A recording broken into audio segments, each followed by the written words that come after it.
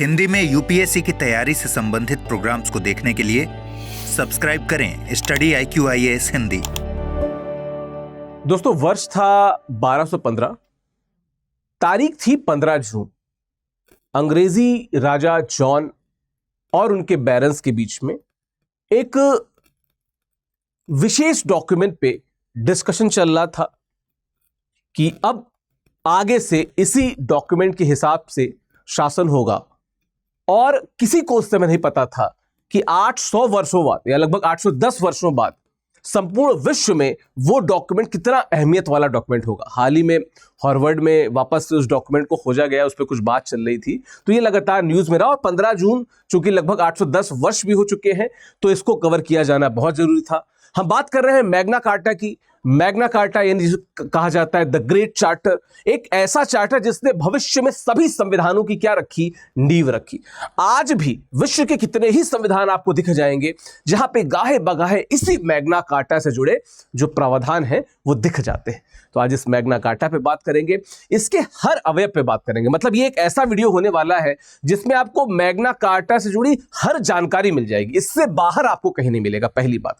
दूसरी बात, वीडियो के अंत में आपके लिए कुछ प्रश्न होंगे प्रारंभिक परीक्षा के लिए, उन प्रश्नों का उत्तर जरूर देते जाएगा। और तीसरी बात, आपके ओपिनियन को, जैसे मैं हर बार चाहता हूं, आप ओपिनियन जरूर दीजिएगा कमेंट बॉक्स में कि आपके हिसाब से इस मैग्ना कार्टा की क्या इंपॉर्टेंस थी। आगे बढ़े, ठीक है क्या बिंदु क्या था।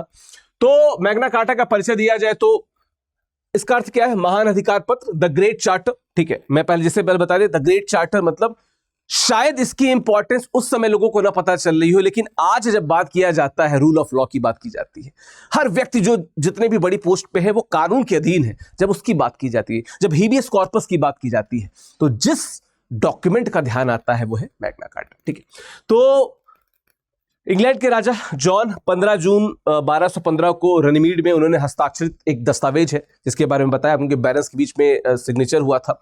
और इसे निश्चित तौर पे मानवाधिकारों और संविधान के विकास में मील का पत्थर माना जाता है, जैसा मैंने बताया। और क्यों माना जाता है और किस किस एस्पेक्ट में माना जाता है, आज हम सबकी बात करेंगे, हर चीज पे डिस्कशन करेंगे। ठीक है, आगे बढ़ा जाए, थोड़ी सी उसकी ऐतिहासिक पृष्ठभूमि पे एक सरसरी निगाह डाल लेते हैं, फिर हम डिटेल में जाएंगे, क्योंकि हर बिंदु को समझना जरूरी है कि बैरन्स का इंपॉर्टेंस क्या था, क्या है बैरन्स और क्या सारी चीजें। ठीक है, तो 15 जून को 1215 को इंग्लैंड के जो राजा थे, ठीक है, जॉन ने मैग्ना कार्टा पे मुहर लगाई। क्या था ये कदम? अंग्रेज सामंतों के दबाव में, जो बैरन्स की मैं बात कर रहा हूं, ठीक है, उठाया गया, जो राजा की मनमानी शक्ति को सीमित करना चाहते थे। राजा की मनमानी जो शक्ति थी या जो उसका मनमानापन था वो बढ़ा क्यों? उसका कारण यह था कि एक वर्ष पहले ही फ्रांस के राजा फिलिप ने इनको हरा दिया था, और उसके 10 वर्ष पहले दो इंपॉर्टेंट जो बस्तियां इनके कब्जे में थी वो भी फ्रांस के राजा छीन ले गए थे। तो इस कारण इन पे दबाव था कि अब कैसे पैसा जुटाया जाए, तो कर इन्होंने बढ़ा दिया, और इस प्रकार की बहुत सी अनियमितताएं हुई। इन्हीं अनियमितताओं के जवाब में ये मैग्ना कार्टा साइन होता है। ठीक है, लिखा है कि जो सामंत थे, बैरन्स थे, उन्होंने सामंती व्यवस्था का हिस्सा थे। भूमि स्वामी होने के कारण राजा को सैनिक और सैन्य सेवा प्रदान करने वाले मुख्य हितधारक थे। हम इस पे भी आएंगे कि इनका और जो सैनिक है उनके बीच का क्या संबंध है, डिटेल में बात करेंगे, तो शॉर्ट में भी देख रहे हैं। विद्रोह का तात्कालिक कारण क्या था? 1214 में बोवाइन्स की लड़ाई में, जो मैंने बताया, जॉन जो थे वो राजा फ्रांस के राजा जो फिलिप थे, फिलिप द्वितीय, उनसे वो हार गए थे। और अगले ही वर्ष हैवी टैक्सेशन, जो सैनिक थे उन पे ज्यादा प्रेशर, इस प्रकार की चीजें देखने को मिल रही थी।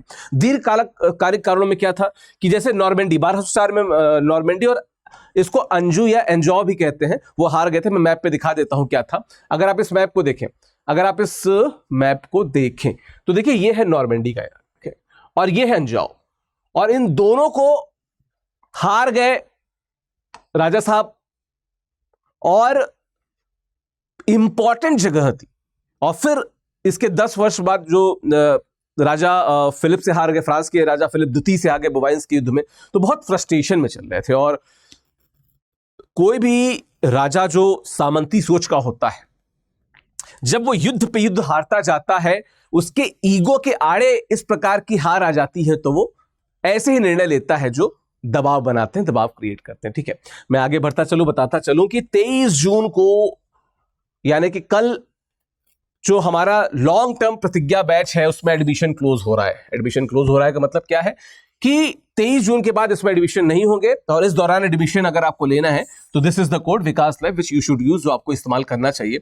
अगर आप 2027, 2028, 2029 या 2030 के लिए परीक्षा दे रहे हैं या इसका प्रीलिम्स परीक्षा देना चाहते हैं तो दिस इज द बैच, ये लॉन्ग टर्म बैच आपके लिए है, ठीक है। लॉन्ग टर्म से मतलब क्या है, हम बेसिक्स पे बहुत अच्छे से ध्यान देते हैं, ठीक है। हर महीने जो टेस्ट होता है उसमें अगर आप अच्छा परफॉर्म करेंगे तो 11,000 रुपए मिलते हैं, ठीक है।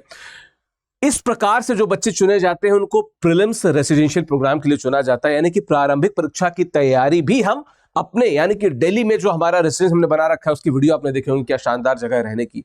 हर अच्छे जो आपके लिए चीजें हैं, किताब हो जाए, फैकल्टी हो जाए, तैयारी वीडियो, हर चीज आपको प्रोवाइड कराई जाएगी free of cost study IQ के द्वारा। तो PRP है, MRP था ही हमारा, तो MRP तो रहेगा ही रहेगा। खैर, एक प्रोग्राम और है जिसको हम बहुत प्राउडली जिसकी बात करते हैं वो है SIP, सक्सेस इन प्रीलिम्स। ऐसे डिजाइन किया गया कि अगर आप थोड़े भी सीरियस हैं तो आप प्रीलिम्स निकाल लेंगे। तो SIP निकल गया, SIP के द्वारा आपका प्रीलिम्स निकल गया। प्रीलिम्स निकलने के बाद भी आपकी पूरी फीस क्या हो जाएगी, वापस हो जाएगी। तो आप हर महीने 11,000 रुपए भी जीत रहे हैं, दिल्ली में आके फ्री में आराम से अच्छे से तैयारी भी कर रहे हैं, आपकी पूरी फीस भी वापस हो जाएगी। और फिर मेंस के लिए जो प्रिपरेशन है, यानी कि मेंस रेसिडेंशियल प्रोग्राम, वो भी आपको फ्री ऑफ कॉस्ट मिलेगा वहां पे। तो बहुत सारी चीजें हैं इसमें, थ्रू आउट मेंटरशिप है, प्रीलिम्स से लेके मेंस तक लगातार मेंटरशिप है, ठीक है। इसके अलावा बात करें तो 18 किताबें आपको प्रीलिम्स और मेंस यानी कि प्रारंभिक और मुख्य परीक्षा के लिए किसी अन्य किताब की जरूरत ही नहीं है। किताबें आपके घर पहुंच जाएंगे विद सिलेक्शन बॉक्स। उसमें कुछ क्यूरियोसिटी वाली चीजें होती हैं, उनको जरूर देखने की कोशिश कीजिएगा, लेकिन विकास लाइव कोड वो कोड है जो आपको मैक्सिमम डिस्काउंट दिलाएगा, इसको भूलिएगा मत, ठीक है। चलिए बात करें आगे की, हम हर बिंदु पे थोड़ा सा डिस्कशन करते चलते हैं, ठीक है। तो ऐतिहासिक पृष्ठभूमि क्या थी, 12वीं 13वीं शताब्दी के इंग्लैंड को अगर देखा जाए तो क्या था, सामंती व्यवस्था जो थी वो अपने चरम पे थी, ठीक है, बहुत उसका प्रभुत्व था, सामंती व्यवस्था अपने चरम पे थी। सामंती सोच के बारे में मैं कई बार डिस्कशन कर चुका हूं, अपनी कक्षाओं में करता हूं, प्रॉपर वीडियोस भी बना चुका हूं। अगर आपसे मैं पूछूं कि आज के समाज में, ये उत्तर जरूर दीजिएगा, आज के समाज में आपको अगर किसी वर्ग में कहीं सामंती सोच दिखती है तो क्या लगता है, क्या अवयव सामंती सोच का आज भी आपको दिखता है, ठीक है। तो सामंती समाज, सामंती सोच व्याप्त थी। राजा जॉन जो 1199 से लेकर 1216 तक इनका जो शासनकाल था, बड़ा निरंकुश मारा जाता था। यूं तो बहुत सारी चीजें हार रहे थे, पर वही था कि हमेशा युद्ध में लगे रहते थे। 1216 में इनकी जब तक मृत्यु नहीं हुई तब तक तो चीजें, इनके फिर पुत्र को बड़े अर्ली एज में बनाया गया, फिर चीजें आगे बढ़ी, हेनरी तृतीय आए, फिर उसके बाद मैग्ना कार्टा आगे बढ़ा। तो ये बड़ा ही, जिसे कहते हैं ना कि नरक बुके गए थे अपने साम्राज्य में, है ना। फ्रांस में से लगातार जो युद्धों की हार थी और जो भारी कर व्यवस्था, इन्हीं हार के कारण जो कर व्यवस्था थी, ये प्रमुख कारण था कि जो जॉन साहब थे वो बहुत ज्यादा नाराज कर गए थे लोगों को, और लोग उनसे बहुत अप्रसन्न रहते थे, ठीक है। सामंती व्यवस्था क्या थी, इसकी व्याख्या अगर की जाए तो जो मैं बता रहा था, क्या है, सामाजिक आर्थिक प्रणाली। राजा सर्वोच्च भूमि स्वामी था, यहां की सामंती व्यवस्था की बात बता रहा हूं, आपको बता दूं, ठीक है। बैरन्स जो यानी सामंत थे वो राजा से भूमि प्राप्त करते थे, ठीक है। नाइट्स जो सैनिक थे वो बैरन्स की सेवा करते थे, ठीक है। और किसान जो सर्फ थे वो सबसे निचले स्तर पे थे। तो बेसिकली जो प्रोड्यूसर था उसको सबसे नीचे किया गया था और बीच में बहुत से बिचौलिए आ गए थे। ये बिल्कुल वैसी व्यवस्था है जो बाद में भारत में भी देखने को मिली, जहां पे हम चाहे रैयतवाड़ी की बात करें, चलो रैयतवाड़ी में तो किसान आ गया था, महालवाड़ी की बात करें, परमानेंट सेटलमेंट की बात करें, इस प्रकार की चीजें देखने को मिलती ही थी। अंग्रेज पता नहीं क्यों बिचौलियों और दलालों के लिए बहुत इंटरेस्टेड रहते थे, और हर जगह जहां पे उन्होंने इस प्रकार की चीजें गलत की हैं प्रशासनिक रूप से, वो यही कारण रहा है, ठीक है। चलिए इसके आगे की बात करें तो राजा जॉन की तानाशाही की क्या थी, बहुत सारी इनकी नीतियां थी जो तानाशाही से भरी हुई थी, जैसे मनमाना कर लगाना। अभी मैंने बताया कि जो फ्रांस से हार के बाद जो उन्होंने अनाधिकृत रूप से कर बढ़ा दिया, लोग बहुत असंतुष्ट थे उससे, ठीक है। फिर क्या था, न्याय व्यवस्था का दुरुपयोग इन्होंने किया। अच्छा यहाँ पे टर्म बता दूं जिसको आर्बिट्री टैक्सेशन कहते हैं। ऐसे बहुत से लोग मानते हैं कि अंग्रेजी राजाओं के द्वारा ही इस प्रकार के आर्बिट्री टैक्सेशन की यानी कराधान की शुरुआत मानी जाती है। कहीं पे भी किसी भी प्रकार का कर लगा दो, ठीक है। न्याय व्यवस्था का दुरुपयोग उन्होंने किया बहुत ज्यादा, इसी न्याय व्यवस्था पे बाद में चोट पड़ेगी, ठीक है। चर्च के अधिकारों का हनन, जब मैग्ना कार्टा पे बात आ जाएगी तो ये कई बार पोप के पास भी जाते हैं, पोप के पास भी जाते हैं और उनसे बात करते हैं कि भाई कुछ कर लो, ले दे के ये मैग्ना कार्टा पे साइन ना हो सके, लेकिन वो हो ना सका, ठीक है। बैरन्स की संपत्ति का न्यायपूर्ण अधिग्रहण, यहां पे भी इस कारण जो बैरन्स या सामंत थे बहुत ज्यादा नाराज थे, ठीक है। स्कूटेज एक टर्म है, इसको देख लेते हैं क्या है। यह एक प्रकार का कर था जो राजा नाइट से उनकी सैन्य सेवा के बदले में वसूलता था। नाइट से वसूलता था राजा जो सैन्य सेवा, ठीक है। राजा जॉन ने इसका दुरुपयोग करके अत्यधिक धन एकत्र किया था। तो खुद तुम नाइट से इस प्रकार के कर वसूल कर रहे हो, सामंतों को अप्रसन्न कर रहे हो। यही वो वर्ग है जो नेक्स्ट आपके बाद शासन प्रशासन को देख रहा है। तो हम सब जान सकते हैं कि इतिहास में आगे क्या हुआ होगा। ठीक है, आगे बढ़ा जाए तो क्या है मैग्ना कार्टा के कारण और तत्कालीन परिस्थितियां क्या है। हालांकि हमने कुछ की बात की है, थोड़ी और डिटेल में जाते हैं इंडेक्स में। प्रत्यक्ष कारण क्या थे? वित्तीय संकट, मैंने बताया अभी इसके बाद में। ठीक है, फ्रांस से लगातार युद्ध में ये हारते जा रहे थे। नॉर्मंडी को खो दिया इन्होंने, अंजाउ को भी खो दिया बाद में 1204 में बताया। ठीक है, युद्ध के लिए जो धन की अत्यधिक आवश्यकता थी वो मिल नहीं रहा था, तो यही कभी नाइट्स पे कर लगा देना, लोगों पे कर लगा देना, सामंतों पे कर लगा देना, यही राजा कर रहे थे और ये प्रत्यक्ष वित्तीय संकट के कारण थे। न्यायिक अत्याचार क्या थे? मनमानी गिरफ्तारियां। जब मैग्ना कार्टा आएगा तो इस पे बहुत, जिसे कहते हैं फोकस्ड होकर इस पे बात की जाएगी। ठीक है, बिना मुकदमे के कारावास, ठीक है, बिना किसी मुकदमे के जेल में डाल देना, वही बिना अपील, बिना दलील, बिना वकील का कानून। भारत में ये कौन सा कानून था? कमेंट बॉक्स में बताइएगा। ठीक है, इससे रिलेटेड एक मूवी भी हाल में आई थी अक्षय कुमार की, मैं आपको हिंट दे रहा हूं, है ना। संपत्ति की जब्ती। अब ये संपत्ति की जब्ती कुर्की जहां पे भी आएगी, आपको एक चीज समझ लेना है कि वो राजा का भविष्य में नाश होने वाला है। कई जगह पे इसके उदाहरण है, फ्रांस में इसके उदाहरण दे सकते हैं, इटली में उदाहरण दे सकते हैं, अंग्रेजी राजा इनके जॉन के उदाहरण दे सकते हैं, भारत में भी इस प्रकार के उदाहरण है। अगर कुछ आपको ध्यान रखते हो तो कमेंट बताते जाइए, कमेंट बॉक्स को सचल रखिए। ठीक है, चालू रखिए। चलिए, चर्च के साथ विवाद की बात क्या है? पोप इनोसेंट 3 के साथ इनका संघर्ष भी लगातार चल रहा था। ठीक है, धर्मनिरपेक्षता की उन्होंने घोषणा तो कर दी थी, चर्च के साथ जो विवाद थी। अच्छा, धर्मनिरपेक्षता की बात करोगे आप, ठीक है, चर्च के सामने, चर्च तो नाराज होगा ही। चर्च धर्म की बात करता, तुम धर्मनिरपेक्ष होने की बात करते हो। ठीक है, चर्च की स्वतंत्रता का भी इन्होंने हनन किया। कई बार पोप के जो क्षेत्राधिकार थे उससे आगे जाने की कोशिश की राजा साहब ने। ठीक है, और बात की जाए अगर तो बैरन्स का विद्रोह क्या था? विद्रोह के नेता कौन थे? स्टीफन लैंगटन, ठीक है, कैंटरबरी के जो आर्क बिशप थे, वो इन बैरन्स कहने के सामंतों के लीडर थे जिन्होंने लीड किया इसको। ठीक है, रॉबर्ट फिट्जवॉल्टर ये थे। ठीक है, लगभग 25 बैरन्स की समिति बनी। ठीक है, और विद्रोह की जो बात रखी गई वो क्या थी उसको समझ लेते हैं। राजा की शक्तियों पर नियंत्रण, और आपको पता है मैग्ना कार्टा एक ऐसा कानून बनकर निकलता है कि राजा भी कानून के अधीन होगा, इस बात को यहां पे पुष्ट किया जाता है। ठीक है, न्याय व्यवस्था में सुधार किया जाएगा, न्याय व्यवस्था में प्रॉपर सुधार किया जाएगा। ठीक है, चर्च की स्वतंत्रता, जो चर्च की स्वतंत्रता है उससे छेड़छाड़ नहीं की जाएगी। ठीक है, कर लगाने के नियम, ठीक है, कर लगाने के नियम जो है ये मांगे हैं कि कर लगाने के नियम निर्धारित किए जाएंगे, ऐसे अप्रत्याशित रूप से कभी भी रैंडमली आप किसी भी प्रकार का रिग्रेसिव टैक्सेशन नहीं करेंगे, ये बात तय हो गई थी। ठीक है, बात करें इसके आगे की, तो रनीमीट की वार्ता। अभी सबसे शुरुआत में जब मैंने बात की थी मैंने बताया था कि ये रनीमीट की जो वार्ता थी इसके द्वारा मैग्ना कार्टा आगे बढ़ता है। आप इमेज में गूगल पे सर्च करेंगे रनीमीट करके ना, तो एक वो प्रॉपर पोडियम आता है 4 टावर वाला, 4 वो पिलर वाला, और वहीं पे वार्ता हुई थी उसके रनीमीट के नाम से एक म्यूजियम भी है वहां पे। ठीक है, 15 जून 1215 की घटनाएं क्या थी? जिस दिन मैग्ना कार्टा पे हस्ताक्षर हुआ, राजा जॉन और बैरन्स के बीच में वार्ता हुई। ठीक है, मैग्ना कार्टा पे सहमति बनी। मैग्ना कार्टा पे क्या बनी? सहमति बनी। दस्तावेज पे राजा की मोहर हुई, रॉयल सील लगी। ठीक है, और महत्वपूर्ण तथ्य क्या है इससे जुड़े और क्या है? मूल दस्तावेज किस भाषा में था? लैटिन भाषा में था। लैटिन भाषा में था, अंग्रेजी भाषा में नहीं था। पहली बात। एक बात और बता दें इसके पहले मैं लैटिन भाषा से आगे बढ़ूं, जैसे आप यहां पे लैटिन भाषा का प्रभुत्व देखेंगे, वैसे प्राचीन भारत में जहां पे संस्कृत बोली जाती तो वहां पे संस्कृत का प्रभुत्व देखेंगे, लोकल भाषाओं को नहीं। ऐसे ही जब भारत में मुगल थे तो आप फारसी भाषा का प्रभुत्व देखेंगे, अरबी उर्दू का नहीं।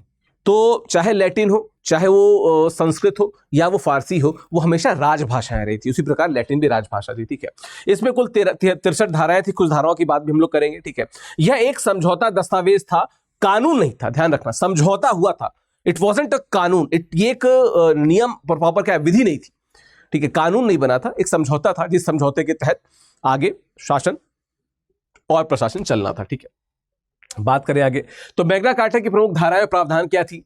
महत्वपूर्ण धाराओं का विश्लेषण एक बार कर लेते हैं, क्या क्या चीजें हैं। धारा 1 क्या कहती है? चर्च की स्वतंत्रता पे बात करती है। क्या कि चर्च के अधिकारों की हम सुरक्षा करेंगे, चर्च के अधिकारों की हम क्या करेंगे? सुरक्षा करेंगे।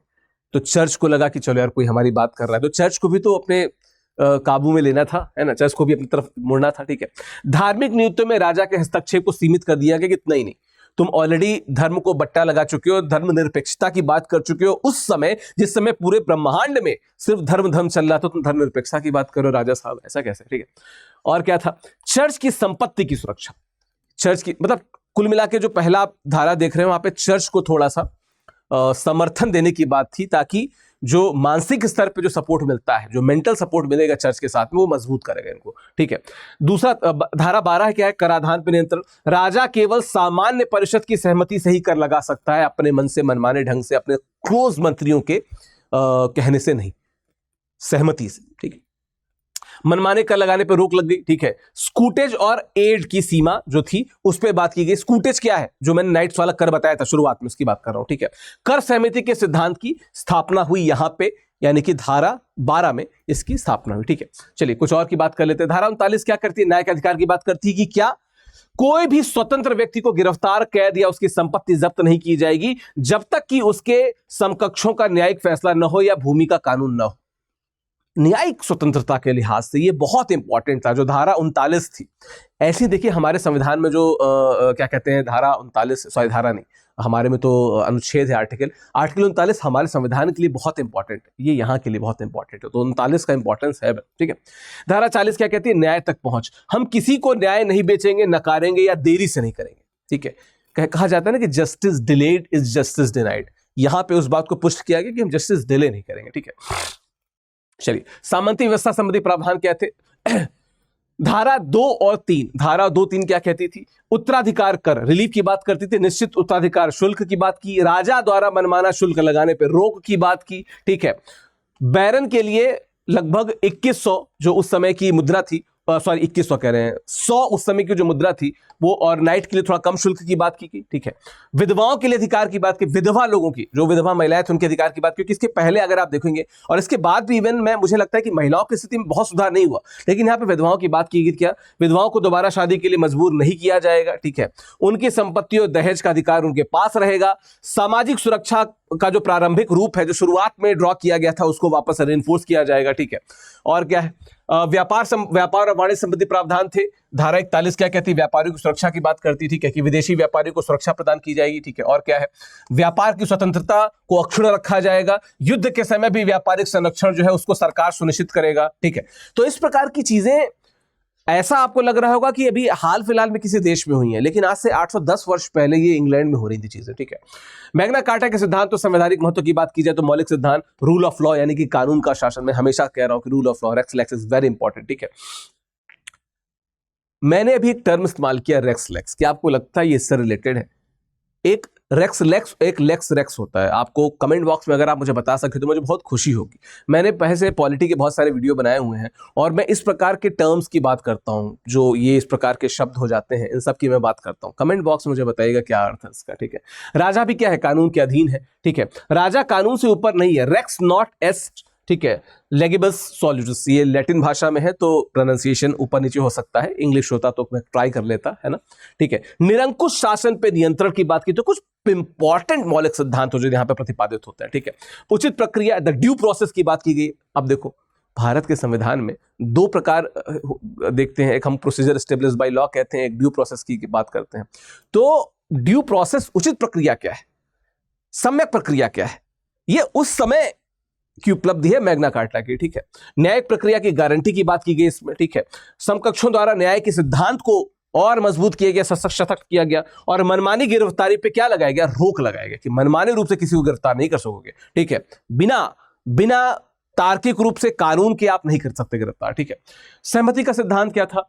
प्रिंसिपल ऑफ कंसेंट क्या था? कराधान में प्रतिनिधित्व दिया जाएगा। ठीक है। शासन में जन सहमति की आवश्यकता होगी। निरंकुशता के विरुद्ध सुरक्षा सुनिश्चित की जाएगी। ठीक है। अब ये वो समय था जिस समय 810 वर्ष पूर्व भारत भी बड़ा ही, दिल्ली सल्तनत उस समय मेरे ख्याल से शुरू ही हो गई होगी, हाँ, और दिल्ली सल्तनत या मुगल काल या अंग्रेजों के आने तक भारत में इस प्रकार की तार्किक बातें अभी तक हुई नहीं थी, लेकिन अंग्रेज में शुरू हो गई। इसी कारण वहां पे रेनेसांस को हम देखते हैं, उसी कारण औद्योगिक क्रांति को देखते हैं, इसी कारण हमको फ्रांस में और उधर अमेरिका में क्रांतियां देखने को मिलती हैं। ठीक है। संवैधानिक विकास में योगदान क्या है? कॉन्स्टिट्यूशनल मोनार्की की नींव रखी इन्होंने, सीमित राजतंत्र की, राजा की शक्तियों का सीमांकन किया, राजा भी कानून के अधीन है, संसदीय प्रणाली का बीज यहाँ पे बोया गया। ठीक है। यहाँ से इवन अगर आप इंग्लैंड की बात करें तो उसमें जो संसदीय प्रणाली है वो यहीं से निकल के आई है। लोकतांत्रिक मूल्यों की स्थापना की बात की गई। ठीक है। धारा 61 क्या कहती है? 25 बैरन की समिति की बात करती है, और राजा पे नियंत्रण का तंत्र इनके द्वारा हो पाएगा, राजा को कंट्रोल कर सके, राजा कानून से और इस मैग्ना कार्टा से ऊपर ना जा सके। ठीक है, संसदीय समिति का प्रारंभिक स्वरूप यहां पे देखने को मिलता है। आजकल भारत में संसदीय समिति बहुत इंपॉर्टेंट है, हम लगातार इसके बारे में बात कर रहे हैं। कार्यकारी शक्ति पे विधायिका का नियंत्रण है, उसकी बात यहां पे की जा रही है। ठीक है, तो सकारात्मक चीजें ही बहुत सारी हुई। ठीक है, मानवाधिकारों का विकास हुआ, व्यक्तिगत स्वतंत्रता, शारीरिक स्वतंत्रता की गारंटी हुई, अनुच्छेद 21 आप देख रहे हो यहाँ पे। ठीक है, संपत्ति के अधिकार की सुरक्षा हुई, कितना प्रोग्रेसिव था। ठीक है, न्यायिक संरक्षण की बात हुई कि जैसे इस समय भी जो जुडिशियल कस्टडी होती है उसको उस समय सामने रखा गया। ठीक है, सामाजिक न्याय की बात हुई क्या कि विधवाओं और अनाथों की सुरक्षा की जाएगी, व्यापारियों के अधिकार की बात की जाएगी, चर्च की स्वतंत्रता की बात की गई। ठीक है, तो ये वो चीजें हैं जो बड़ी सुधारात्मक थी। थोड़ी देर पहले भी हमने इनकी बात की थी। सीमाएं और कुछ आलोचनाएं में तत्कालीन सीमाएं क्या थी कि सामाजिक पहुंच की सीमा क्या थी कि केवल स्वतंत्र व्यक्तियों यानी फ्री मैन के लिए अधिकार था, स्वतंत्र व्यक्तियों पे। इसमें महिलाओं की बहुत ज्यादा बात नहीं की गई थी। ठीक है, कुल जनसंख्या को केवल 25% हिस्सा ही इससे लाभान्वित था, बाकी 75% अभी भी दूर से देख रहा था, दूर की कौड़ी उसके लिए थी। ठीक है, सिर्फ सर्फ्स और विलेंस को अधिकार नहीं मिले थे। अब मुझे एक बात बताना, गूगल करके एक बार ट्राई करना और उत्तर बताना कि क्या ये वही विलन है जिसको आजकल हम लोग मूवी में एंटागनिस्ट कहते हैं या विलन कहते हैं, क्या वही विलन है या वही से शब्द क्या कहते हैं ने जन्म लिया है, मुझे बताना जरूर। ठीक है, वर्गीय चरित्र क्या है, मुख्यतः बैलेंस के हितों की रक्षा की गई, क्योंकि यार वही लीड में, तो देखो जो लीड में होता है वो अपने हितों को सबसे प्रमुख रखता है, और वो 25% जो ऊपर में डेटा लिखा है या नीचे बैलेंस की बात की, लीड वही कर रहे थे, तो उनकी ही बात होगी। ठीक है, सामंती व्यवस्था को चुनौती नहीं मिली। अब मैंने सबसे शुरुआत में आपसे पूछा था कि सामंती व्यवस्था की जो कुछ दिक्कतें हैं अभी क्या आपको दिखती हैं, आप उनको बताइएगा कमेंट में। लेकिन वो सामंती व्यवस्था उस समय भी उसी प्रकार से रिजिड तो थी ही, उस पर कोई चोट थी नहीं, क्योंकि सामंत ही वहां पे डिस्कशन कर रहे थे सीधे। ठीक है, आर्थिक शोषण की व्यवस्था बरकरार रही, आर्थिक शोषण की व्यवस्था यहाँ पे क्या थी, बरकरार रही। महिलाओं की स्थिति की बात की जाए तो क्या थी, उनको सीमित अधिकार प्राप्त थे, मुख्यतः संपत्ति से जुड़े अधिकार जो थे। ठीक है, बहुत सीमित अधिकार थे और मुख्यतः संपत्ति से जुड़े अधिकार उनसे जुड़ते थे। राजनीतिक भागीदारी उनकी नहीं थी वुमेन की, बड़े लंबे समय तक। यार एक चीज गूगल करना और मुझे फिर से बताना, या अगर पढ़े हो तो जरूर बता देना, अमेरिकी संविधान के बनने के बहुत वर्षों तक वहां पे महिलाओं को वोटिंग का अधिकार नहीं था। मुझे बताओगे कब से मिला था। ठीक है, चलो आगे अगर बात करें कुछ और बिंदुओं पे, तो तत्कालीन प्रभावशीलता की कमी को थोड़ा देख लेते हैं कि राजा जॉन का विरोध क्या था। प्रभावशीलता की कमी को इसलिए समझना चाह रहे हैं कि उस समय after this and before this जो अलग से एक बातें चली थी, हम उसकी बात करना चाहते हैं कि तुरंत पोप से उन्होंने मदद मांगी, पोप के पास ही गए थे, पोप दस्तावेज को रद्द करवाने का प्रयास किया पोप से, जो मैं राजा जॉन की बात कर रहा हूं। ठीक है, गृह युद्ध की शुरुआत लगी कि गृह युद्ध हो जाएगा, राजा जो फ्रांस से नहीं जीत पा रहे हैं, गृह युद्ध में क्या ही जीतेंगे। ठीक है, व्यावहारिक कार्यान्वयन की समस्या क्या थी, 25 बैनर की समिति बहुत प्रभावी नहीं थी। ठीक है, अप्रभावी थी, इसीलिए ये प्रभावशीलता वो ज्यादा थी नहीं। पोप भी चूंकि चर्च की बहुत ज्यादा बात हुई थी तो पोप इधर बात कर रहे थे, वरना पोप को अगर शामिल न किया जाता, चर्च को शामिल न किया जाता तो ये चीजें और खराब हो जाती है ना। राजा के साथ निरंतर संघर्ष चलता ही रहा, राजा बहुत खुल के नहीं आए, जैसे बाद में हेनरी तृतीय आए तो बहुत खुल के थोड़ी मिल गए उनसे। ठीक है, स्थायी समाधान कोई निकला, कोई समाधान स्थायी नहीं निकल के आता है इसमें से। और क्या बिंदु थे, लोकतांत्रिक आधुनिक दृष्टिकोण की आलोचना क्या है कि लोकतांत्रिक अधिकारों का अभाव था। बहुत से लोकतंत्र के ऐसे सिद्धांत जो उस समय थे, लेकिन बहुत सारे सिद्धांतों का अभाव था। जनसाधारण की भागीदारी नहीं थी, अभी मैंने महिलाओं की बात की, महिलाओं की भागीदारी नहीं थी। ठीक है, प्रतिनिधित्व का सिद्धांत अस्पष्ट था, महिलाएं तो खैर इसमें थी ही नहीं। ठीक है, व्यापक मताधिकार नहीं था, व्यापक स्तर पर मैंने फिर से बता दिया कि महिलाओं को और भी बहुत सारे वर्गों को 25% वर्ग ही इससे लाभान्वित हुआ था, बाकी 75% वर्ग बाहर था। ठीक है, और क्या था, आर्थिक न्याय की कमी देखने को मिलती है, जहां पे श्रमिकों के अधिकार नहीं दिखते हैं, वहां पे भूमिहीनों की सुरक्षा नहीं मिलती है, यहाँ पे आर्थिक समानता का अभाव देखने को मिलता है यहाँ पे। ठीक है, तो लोकतांत्रिक रूप से बहुत से ऐसे एंगल थे, बहुत से ऐसे कोण थे, दृष्टिकोण थे जो इसमें टच नहीं किए गए थे, अधूरे थे। ठीक है, दीर्घकालिक प्रभाव, विश्व प्रभाव क्या इंग्लैंड पे देखा जाए तो संसदीय प्रणाली का जो विकास इंग्लैंड में हुआ वो इसी कारण हुआ। ठीक है, 1265 में साइमन डी मॉन्टफोर्ट की संसद आई और वहां से पहली बार इसका प्रभाव देखने को मिलता है। ठीक है, अगला क्या है, 1295 में एडवर्ड I की मॉडल संसद आई, तो संसदीय प्रणाली का विकास होते तो दिख रहा है मैग्ना कार्टा के बाद से।